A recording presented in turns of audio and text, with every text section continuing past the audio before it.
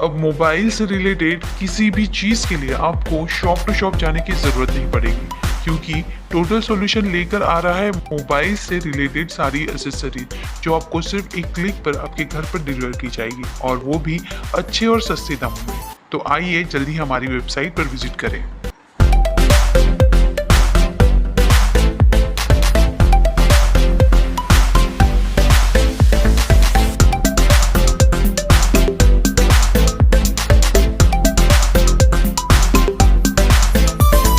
महाराष्ट्र में हिंदी वर्सेस मराठी का विवाद लगातार गहराता हुआ नजर आ रहा है और इससे बीच एमएनएस प्रमुख राज ठाकरे की मुश्किलें बढ़ गई हैं और राज ठाकरे के खिलाफ हो सकता है आने वाले वक्त में एफआईआर भी दर्ज हो जाए, क्योंकि अब जिस वकील ने पुलिस अधिकारियों को शिकायत पहुंचाई थी राज ठाकरे के खिलाफ कि राज ठाकरे मराठी भाषा को लेकर जिस तरीके से माहौल बना रहे हैं, एमएनएस के कार्यकर्ता गुंडाई पर उतर जा रहे हैं, उससे महाराष्ट्र का माहौल खराब हो रहा है, गलत मैसेज पहुंच रहा है। ऐसे में इन एमएनएस के प्रमुख राज ठाकरे और बाकी एमएनएस के कार्यकर्ताओं के खिलाफ एक्शन लिया जाए, यहां तक कि उनके खिलाफ एनएसए लगाने की मांग की गई। अब ऐसे में जब पुलिस अधिकारियों की तरफ से जवाब नहीं आया तो अब वकील ने बॉम्बे हाईकोर्ट का दरवाजा खटखटाया है और राज ठाकरे के खिलाफ याचिका दायर की है। याचिका में मांग की गई है कि राज ठाकरे के खिलाफ एक्शन लिया जाए। जिस तरीके से राज ठाकरे मंच से खड़े होकर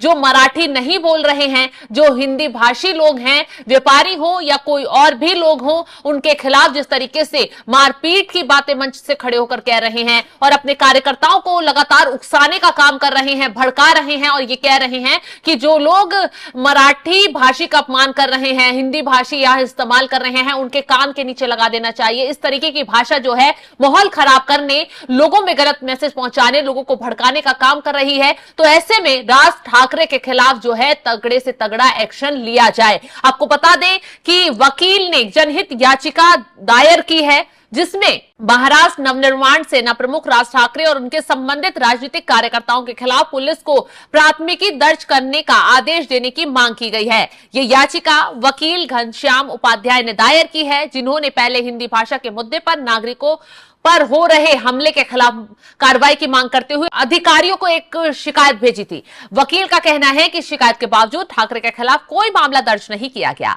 इसलिए बेहद जरूरी तरीके से जनहित याचिका दायर की जाए। याचिका में राज ठाकरे, उनके चचेरे भाई और शिवसेना यूपीटी नेता उद्धव ठाकरे द्वारा 5 जुलाई को आयोजित विजय रैली का हवाला दिया गया। दावा किया गया कि राज ठाकरे ने मराठी न बोलने वालों को उनके कान के नीचे तक मारने को उचित ठहराया था। याचिका में आरोप लगाया गया कि राज ठाकरे का प्रेम और स्नेह मराठी भाषा के लिए नहीं बल्कि मुंबई नगर निगम चुनावों को ध्यान में रखकर है। वकील घनश्याम उपाध्याय की याचिका में कहा गया, राज ठाकरे विभिन्न समूहों के बीच दुश्मनी को बढ़ावा दे रहे हैं और ऐसा जानबूझकर या जानबूझकर ही कर रहे हैं। वे विध्वंसक गतिविधियों को भड़का रहे हैं और अलगाववादी गतिविधियों की भावना को बढ़ावा दे रहे हैं। इस तरह देश की संप्रभुता, एकता, अखंडता को खतरे में डाल रहे हैं, जिसके लिए बीएनएस की धारा 152 के तहत आजीवन कारावास या 7 साल तक की कैद की सजा हो सकती है। याचिका में यह भी गुजारिश की गई है कि पुलिस को निर्देश देकर यह सुनिश्चित किया जाए कि राज ठाकरे, उनके राजनीतिक संगठन, राजनीतिक कार्यकर्ताओं द्वारा इस तरह की भीड़ हिंसा और लिंचिंग की घटनाएं ना हो और पुलिस इनसे सख्ती से निपटे।